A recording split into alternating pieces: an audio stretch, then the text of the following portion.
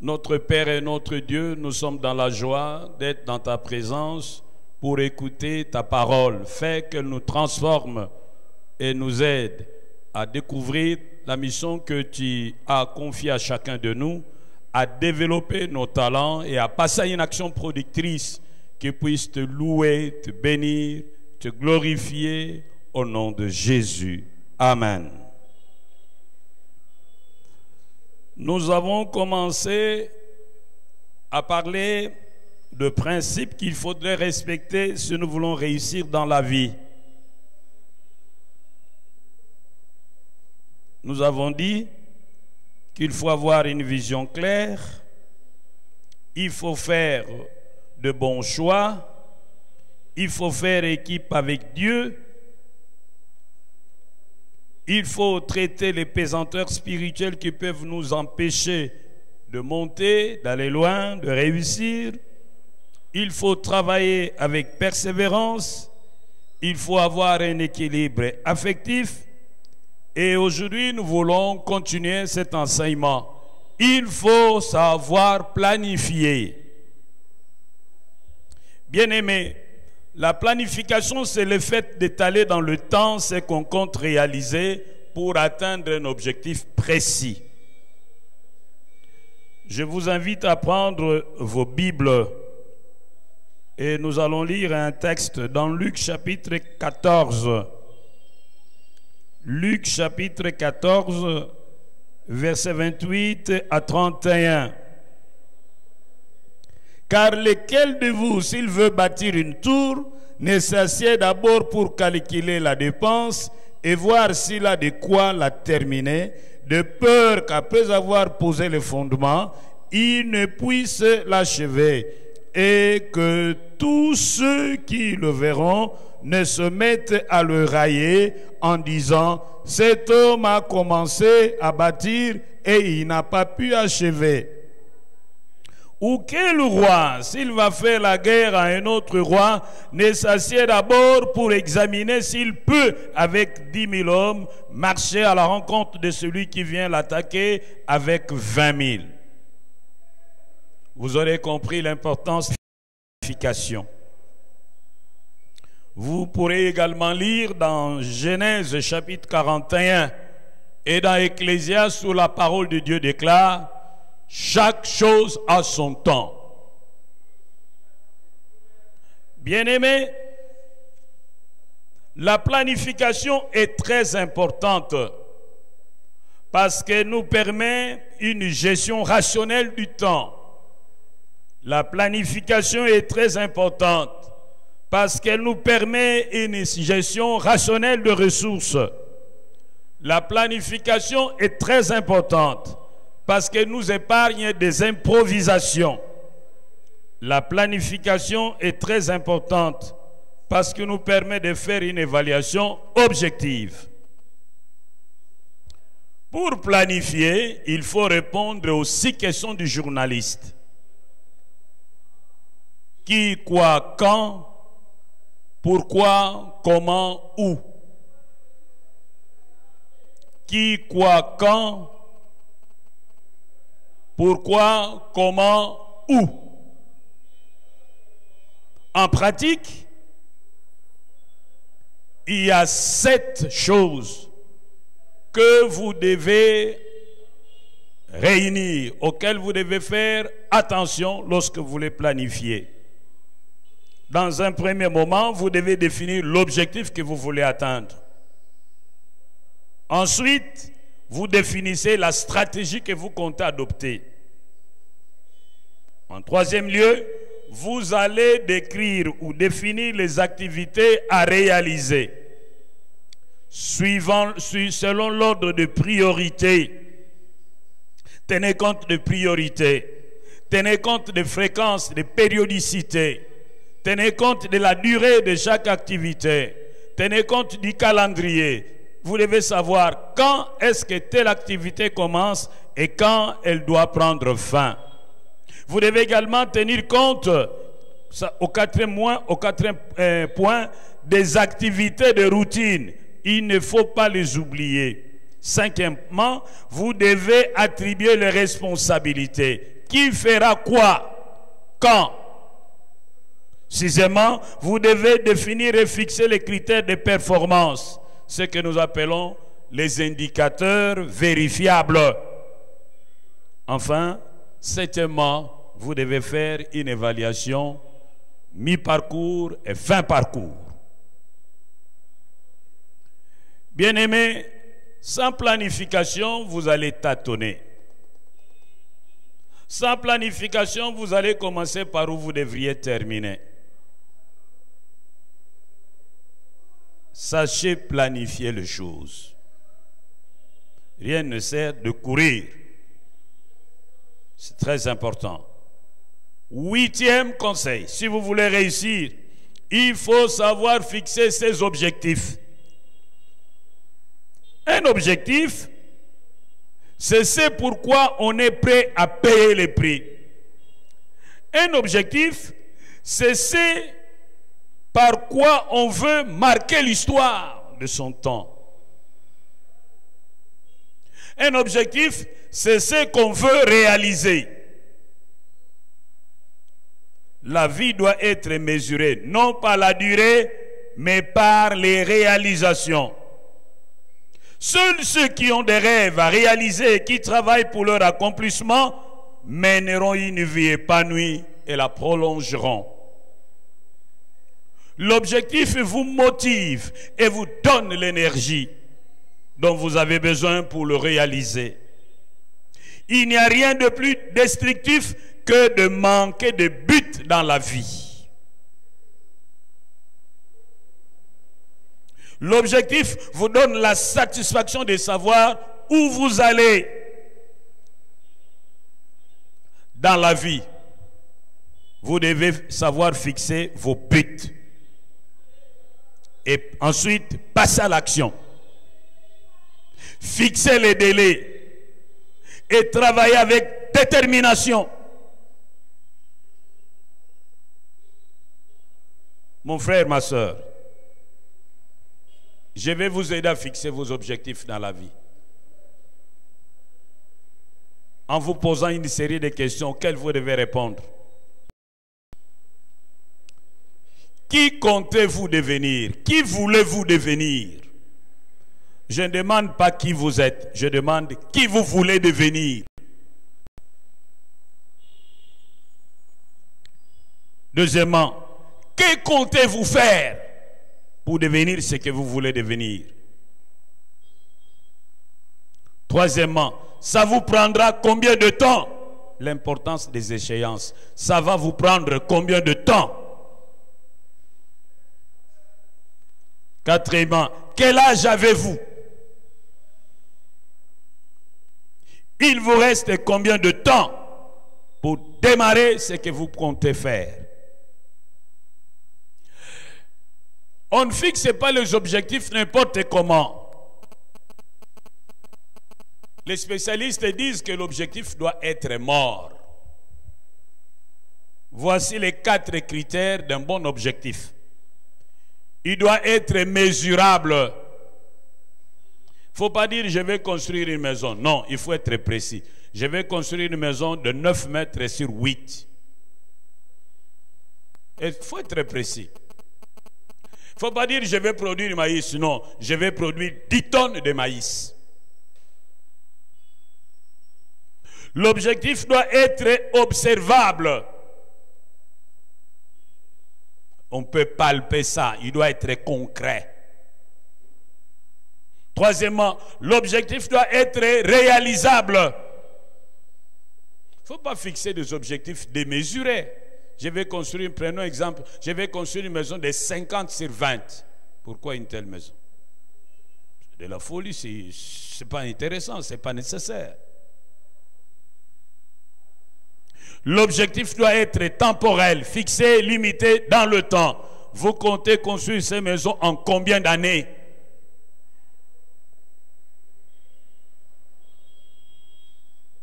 Beaucoup de gens ne définissent pas bien leurs objectifs, ce qui fait qu'à la fin, ils sont incapables de s'évaluer. Ils sont incapables de mesurer leur performance. 9e conseil. Après que vous aurez fixé vos objectifs, poursuivez ces objectifs avec persévérance. Poursuivez ces objectifs avec persévérance. Je donne un exemple. L'exemple d'Isaac. Isaac a comme objectif avoir un puits qui puisse lui donner de l'eau. Et il savait là où son père avait creusé le puits. Il est allé avec ses travailleurs, il a creusé, il a creusé, il a creusé, et l'eau est sortie. Mais les habitants de la contrée sont venus le chasser et ils ont rempli ce puits de terre. Il ne s'est pas fatigué parce qu'il avait son objectif. Il a continué jusqu'au moment où il est arrivé à Rehoboth, et là, ses ennemis ne l'ont plus combattu. Persévérez. Vos ennemis vous combattent, s'élèvent contre vous, vous empêchent d'avancer. Persévérez. Il y a un jour que Dieu a fixé où il va décourager vos ennemis qui vous laisseront tranquilles. Un jour, vous arriverez à Rehoboth où vous ne serez plus dérangés. Vous pourrez lire la belle histoire dans les livres de Genèse 26, versets 6 à 16. Genèse 26, versets 6 à 16. Concentrez-vous sur votre objectif. Concentrez-vous, ne vous éparpillez pas. Ne reculez pas devant la difficulté, mais transformez vos difficultés en opportunités comme le fait l'aigle. Soyez courageux, bannissez la peur, bannissez les complexes. Vous n'avez pas été créé pour échouer, vous avez été créé pour réussir. Foncez, battez-vous, vous réussirez. Que l'échec ne vous paralyse pas. Il faut apprendre à développer la résilience, c'est-à-dire la capacité de rebondir. La Bible ne nous dit-elle pas, 7 fois le juste tombe, 7 fois l'Éternel le relève. L'échec n'est pas une fin en soi. Il faut chercher à comprendre pourquoi vous avez échoué et rectifier votre tir. L'échec est une grande école. Si vous n'avez pas compris la leçon, vous allez reprendre la classe et n'admet pas de délibération. C'est pourquoi lorsque vous avez échoué, au lieu de pleurer, réfléchissez. Voyez quels sont les facteurs qui vous ont amené à l'échec. Tirez les leçons, rectifiez les tirs. Ne vous laissez pas distraire par les critiques. Oh bien-aimés, beaucoup de gens étaient sur la bonne voie, mais ils ont finalement abandonné simplement à cause des critiques. Ne vous occupez pas de la foule. La foule change toujours. La même foule qui avait acclamé Jésus en disant « Béni soit celui qui vient au nom de l'Éternel », c'est la même foule qui avait réclamé « Crucifiez-les, crucifiez-les ». Restez focalisés sur votre objectif. Poursuivez-les, ne relâchez point. Un jour, cette foule qui se moque de vous changera d'avis et vous admirera. Ne vous occupez pas de la foule. Souvent, la foule est pessimiste. Dans Proverbe 26, verset 13, il est dit, le paresseux dit, il y a un lion sur le chemin, il y a un lion dans la rue, il y a un lion sur le chemin, il y a un lion dans la rue. Ça, c'est toujours la foule. Oh, laisse tomber, ça ne marchera pas. Oh, laisse tomber, tel l'a fait, il a échoué. Tel l'a fait, il a échoué. Tel l'a fait, il a échoué. Ah mais non, si eux ont échoué, qu'est-ce qui dit que toi aussi tu vas échouer? Et même si tu échoues, tu peux tirer des leçons et rebondir. Ne vous laissez pas décourager par les pessimistes. J'aime donner cet exemple. j'avais décidé de commencer à élever la volaille, les poules. J'ai commencé avec 50 poules. Et puis de 50 poules, je suis passé à 100 poules. Et après, j'ai fait venir les poules, les poussins de la France. J'ai importé 500 poussins. J'ai continué à élever. À cette époque-là, CDI Bouamanda avait reçu un financement de l'Union européenne pour promouvoir la production locale de la volaille et des porcs.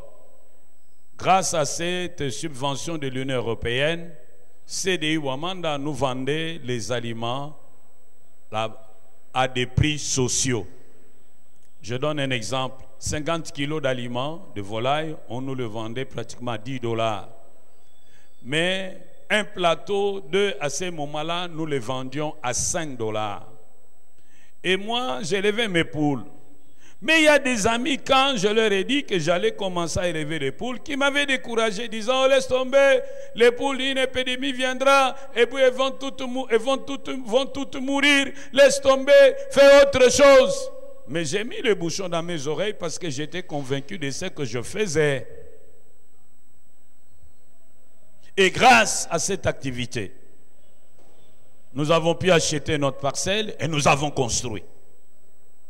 À 32 ans, j'avais ma maison. Vous voyez? Et puis, pendant que je commençais à venir avec beaucoup de plateaux, parce que j'ai produit au moins 16 plateaux par jour, les mêmes amis qui m'avaient découragé commençaient à venir demander les casses. Oh frère Foutier, si tu ne peux pas nous donner les casses. Oh frère Foutier, fait une bonne affaire. Hein? Ils ont changé. Félicitations, tu es entrepreneur. Mais ce sont les mêmes gens qui me disaient, laisse tomber, les poules vont mourir. Mais les poules n'étaient jamais mortes. C'est pourquoi, si vous êtes convaincu que ce que vous faites est bon, vous ne nuisez à personne, ce n'est pas un péché. Foncez! Ceux qui vous découragent et qui vous critiquent maintenant changeront d'avis demain. 10e conseil, il faut être discipliné. Bien-aimés, sans discipline personnelle, on ne peut pas aller loin. On ne peut rien accomplir de grand. Je répète, sans discipline personnelle, on ne peut pas aller loin. On ne peut rien accomplir de grand.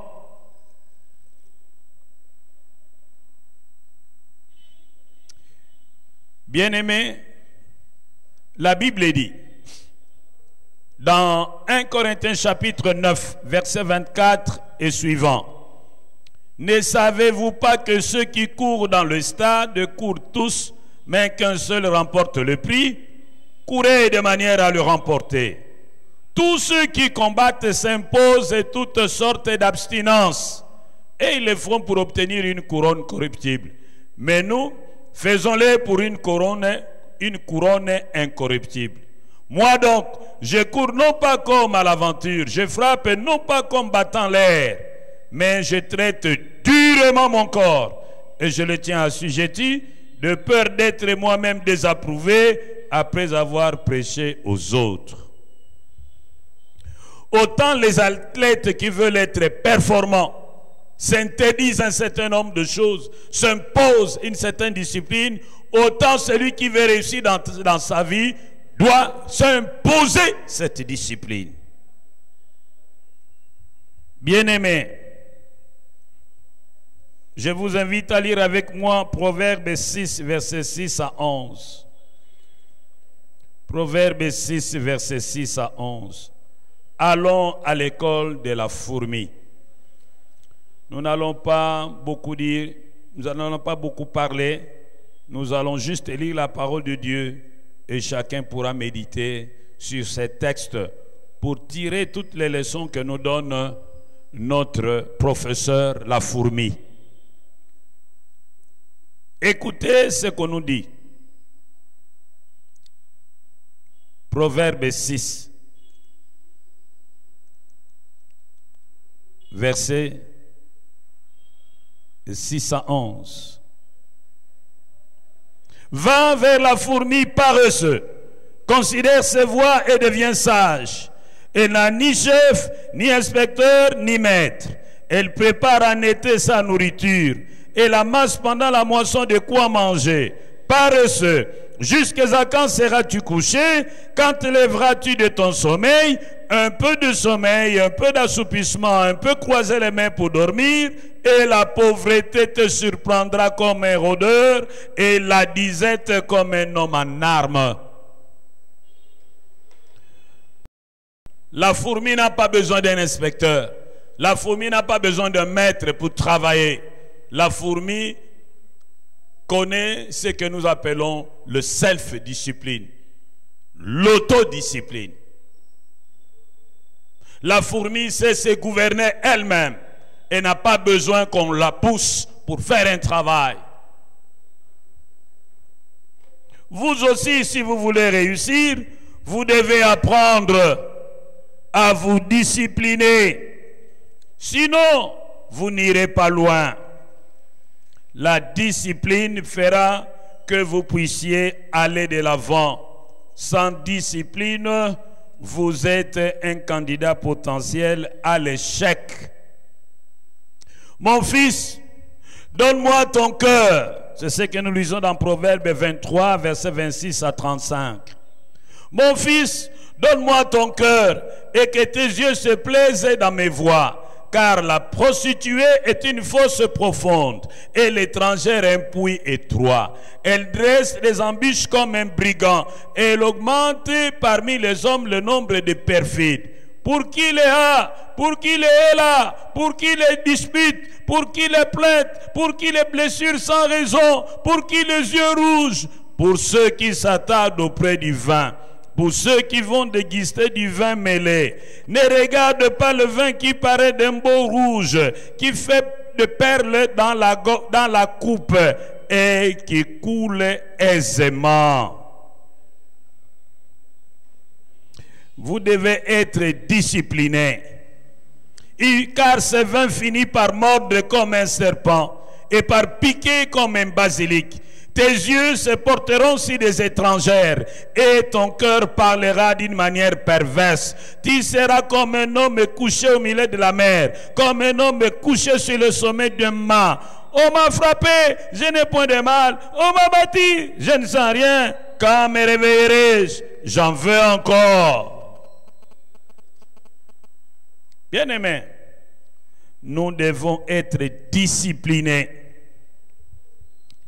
Un homme discipliné, c'est un homme qui s'impose des limites, qu'il respecte. Un homme discipliné, c'est un homme qui est maître de lui-même. Et ici, on nous demande d'être discipliné dans le domaine de la boisson, d'être discipliné dans le domaine de sexe, d'être discipliné dans le domaine de l'utilisation de notre argent, d'être discipliné dans la gestion du temps, d'être discipliné dans l'usage de notre langue. Nous devons être discrets.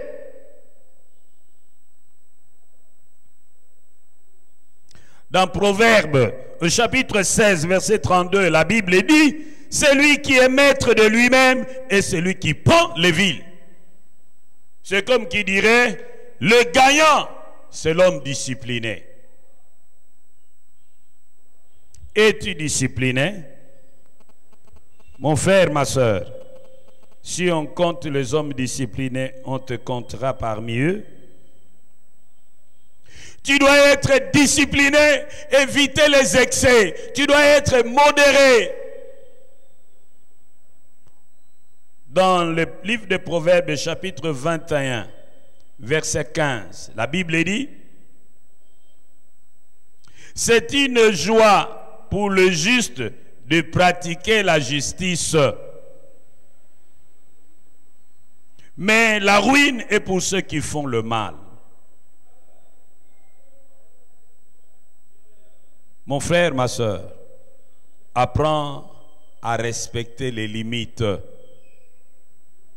Au verset 17, il est dit, celui qui aime la joie reste dans l'indigence. Celui qui aime le vin et l'huile ne s'enrichit pas. Nous pouvons continuer. Celui qui aime les femmes reste dans l'indigence. Celui qui aime l'ambiance ne s'enrichit pas. Soyez disciplinés et vous irez loin. Vous devez renoncer à certains plaisirs, renoncer à certaines joies, renoncer à certaines choses qui ne sont pas mauvaises en elles-mêmes, mais qui ruinent vos finances. Vous devez y mettre fin pour essayer d'économiser autant que vous pourriez.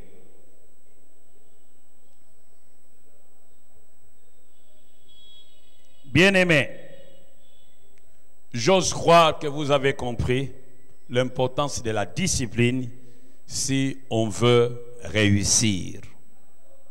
11e conseil, il faut être sobre et économe. Vivez dans la simplicité. Maximisez les bénéfices et minimisez les dépenses. Économisez le plus possible et dépensez moins. Donnez autant que vous pouvez à l'Éternel et donnez moins à ceux qui sont valides et qui ne veulent pas travailler. Malheureusement, beaucoup de gens donnent comme ils veulent, sans limite, à des amis, à des connaissances, à des frères paresseux. Vous êtes en train de s'aimer sur une terre infertile. Donnez plus à Dieu. Ne donnez à personne ce que vous ne pouvez pas donner à Dieu. Interdisez-vous ça. Économisez le plus possible. Ne vous dépensez pas pour les paresseux. Ne portez pas les fardeaux de tout le monde. C'est Jésus qui a la spécialité de porter les fardeaux de tout le monde. Yandinati abizitu.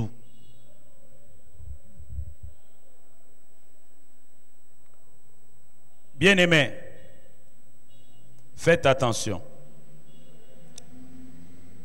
Nous n'allons pas épargner à l'excès, certes, mais nous devons quand même épargner. Vous allez me rappeler le verset de Proverbe 11, 24, je le connais. Mais la fourmi épargne. Pendant l'été, c'est qu'elle va manger en hiver. La vie est faite de hauts et de bas, des étés et des hivers. Quand vous gagnez maintenant, ne dites-vous pas que tous les jours vous gagnerez de la même manière. Un jour, ça va s'arrêter.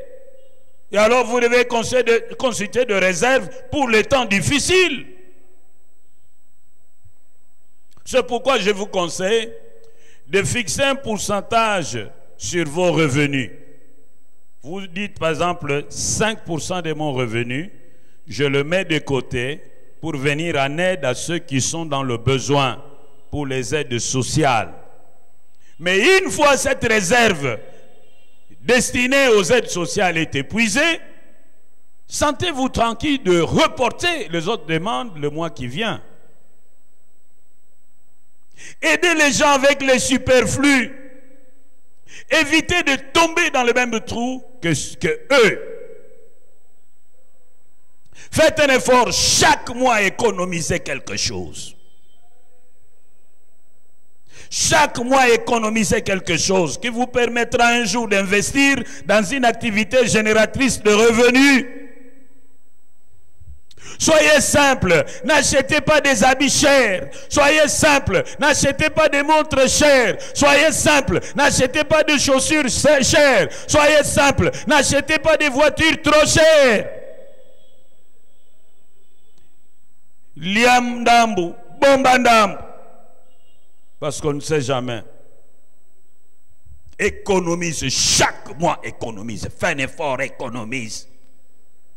Oh, ce salaire est trop petit. Non. Si tu donnes la dîme, prends encore la 10%, mets dans l'épargne. Et ce que vous avez mis dans un compte bloqué, oubliez-les.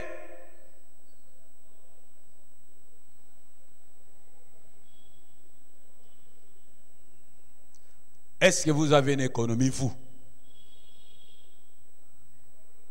Aujourd'hui, vous avez combien dans votre caisse d'économie? Ce qu'on appelle le saving account. Vous avez combien?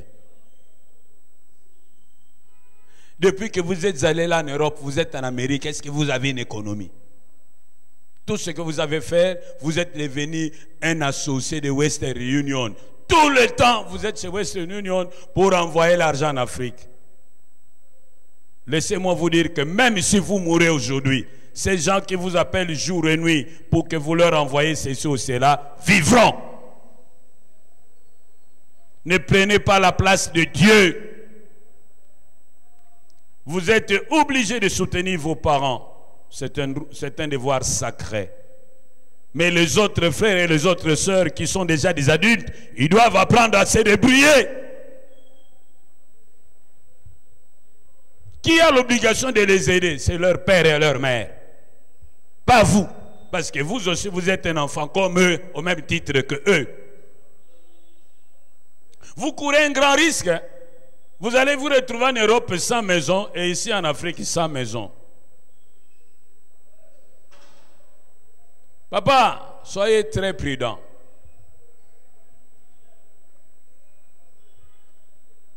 Et puis faites attention.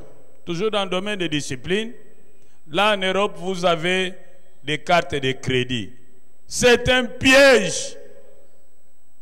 Ne dépensez jamais plus que ce que vous gagnez. Méfiez-vous des crédits. Si vous contractez un crédit, c'est pour investir dans une activité qui va générer des recettes qui vous permettra de rembourser la dette. Si c'est pour consommer, c'est de la folie.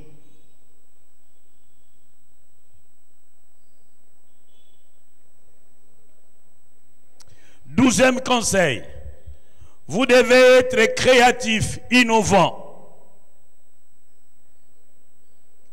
Dans Genèse 30, on nous dit que Jacob avait fabriqué son usine de peinture et faisait passer les bêtes à travers cette usine. Un dispositif qui faisait que les bêtes grasses portaient les marques de Jacob et les bêtes maigres portaient les marques de son oncle Laban. C'est quand même l'inventivité.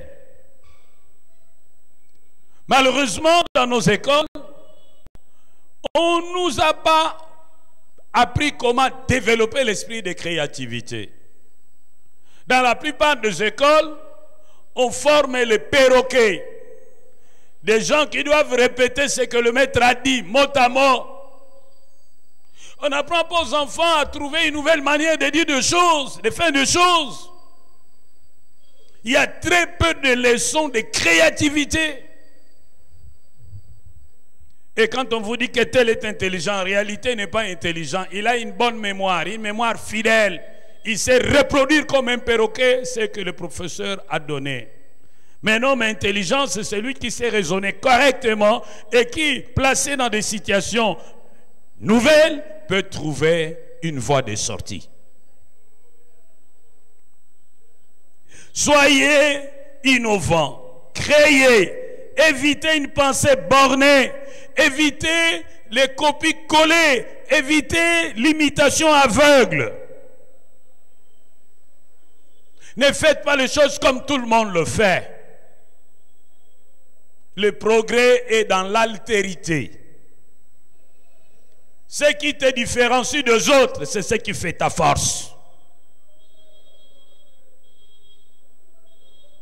Il faut pour cela voyager, pour apprendre des autres. Il faut lire pour apprendre. Il faut faire des recherches, même sur l'Internet, pour apprendre. Ayez toujours le souci d'améliorer ce que vous avez appris. Ayez toujours le souci d'être plus compétent que vous ne l'êtes. Réfléchissez si ce que vous pouvez faire à partir de ce que vous avez. La Bible nous dit, va avec cette force que tu as. Ne cherche pas à réunir tous les moyens avant de commencer. Essaye d'imaginer qu'est-ce que tu peux faire à partir de ce que tu as. Beaucoup de gens nous diront, oh moi j'aurais voulu faire ceci et cela, mais je n'ai pas les capital. Eh mon frère, réfléchis sur comment tu peux constituer ton capital sans t'endetter, sans quémander. Bannis la honte, bannis l'orgueil, bannis les gênes, bannis la peur. Sois courageux, fonce. Pense grand, commence petit. Tu n'as pas un capital, c'est possible. Tu ne sais pas par où commencer, c'est possible. Mais si tu réfléchis un peu, il y a moyen de trouver une voie de sortie. Tu as besoin d'un capital, va à Kingabois. Visite les usines qui sont là à Kingabois. Il y a des usines qui sont spécialisées dans le recyclage des déchets. Renseignez-vous sur comment ils achètent. Il y a des usines qui rachètent les bouteilles en plastique. Il y a des usines qui rachètent les cartons. Il y a des usines qui rachètent les métaux. Dès que vous avez l'information, achetez vos bottes. Achetez les gants. Mettez votre masque. Passez dans les poubelles. Ramassez les bouteilles. Sans vous soucier de ce que les gens vont penser de vous. Non, ça, ce n'est pas votre problème. C'est leur affaire. Ramassez les bouteilles, allez les livrer à Kingabois. Faites ça pendant une année, vous aurez votre capital. Ramassez vos cartons, allez les livrer à Kingabois. Après une année, vous aurez votre capital. Bien-aimés, évitez la loi du moindre effort. Évitez les cadeaux. Ça détruit votre force d'imagination. Vous lirez dans Genèse 23. Les cadeaux, c'est pas bon. Les cadeaux nous empêchent d'être créatifs. Les cadeaux, c'est pas bon. 13e conseil. Vous devez savoir gérer vos relations. La Bible dit, un ami proche vaut mieux qu'un frère éloigné. L'ami aime en tout temps et dans les malheurs, il se montre frère. Soignez vos relations. Mieux vaut perdre l'argent que perdre une relation. Multipliez les amis, diminuez le nombre d'ennemis. Autant que cela dépend de vous, soyez en paix avec tout le monde. Romains 12, verset 18. Ne prêtez pas à un ami, ne prêtez pas à un frère, à une soeur. Donnez ce que vous pouvez leur donner. Sinon, l'argent risque de détruire vos relations.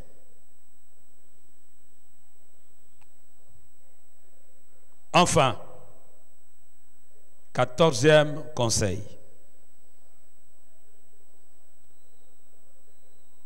Respectez la loi. Respectez les principes moraux dans vos rapports avec l'État. Payez les impôts, payez les taxes. Faites en sorte que l'État ne vienne pas un jour vous écraser et annuler tous vos efforts par des amendes exorbitantes. Essayez d'être en règle avec l'État. Et si ce que l'État vous demande c'est trop, allez négocier un étalement, un paiement échelonné. Évitez la fraude, évitez la corruption, évitez la tricherie. Soyez honnête, soyez loyal, soyez juste. Dans Proverbe 16, verset 8, la Bible dit, mieux vaut peu avec la justice que de grands revenus avec l'injustice. Bien-aimés, respectez les principes moraux. Respectez les engagements. Soyez fidèles. Soyez patients. Soyez miséricordieux. Que votre oui soit oui, que votre non soit non. Lorsque vous avez déjà pris l'engagement, vous devez l'honorer. Ne soyez pas malhonnête. Ne soyez pas infidèle.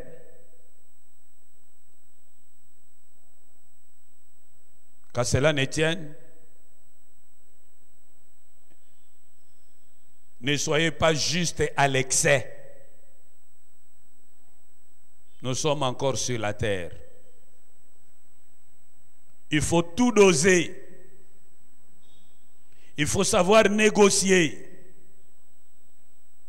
Il faut savoir faire fléchir le cœur de celui qui veut appliquer la loi de l'État au prix de votre vie. Sachez parler, sachez négocier, sachez supplier.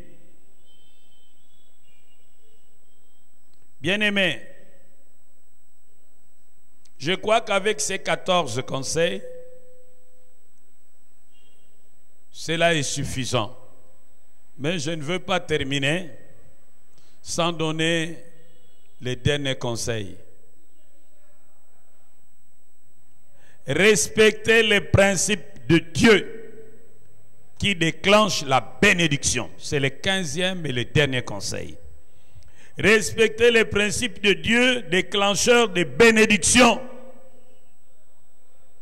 Lorsque vous lisez dans la Bible, il y a un certain nombre de principes que Dieu a mis en place. Et lorsque vous respectez ces principes déclenchent la bénédiction.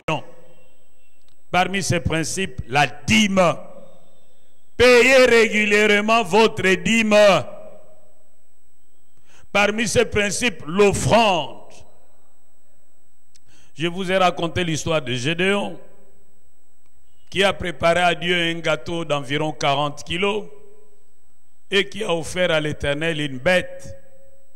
La Bible nous apprend que la nuit qui suivait, les ennemis de Gédéon rêvaient dans leur camp, qu'il y avait un grand gâteau qui roulait dans leur camp et qui écrasait toutes les maisons sur son passage. Et eux-mêmes ont interprété en disant, certainement, Yahvé nous a livrés entre les mains d'Israël. Ce que nous donnons à Dieu, Dieu les transforme comme des instruments de guerre contre l'ennemi.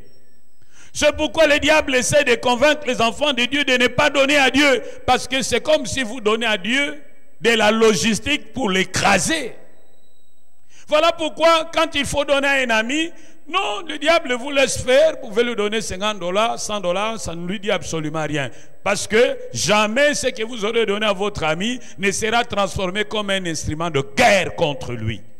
Mais ce que vous donnez à l'Éternel devient un instrument de combat. Lorsque vous donnez la dîme, Dieu dit qu'il va menacer celui qui dévore. Il va dire à celui qui retient, restitue. Bien-aimé, c'est la bénédiction de l'Éternel qui enrichit et il ne la fait suivre d'aucun chagrin. Recherchez constamment à faire des intérêts du royaume de Dieu votre priorité. Autant vous vous souciez du progrès de l'évangile en y investissant votre argent, autant Dieu se souciera du soutien de votre entreprise. Que le Seigneur vous bénisse.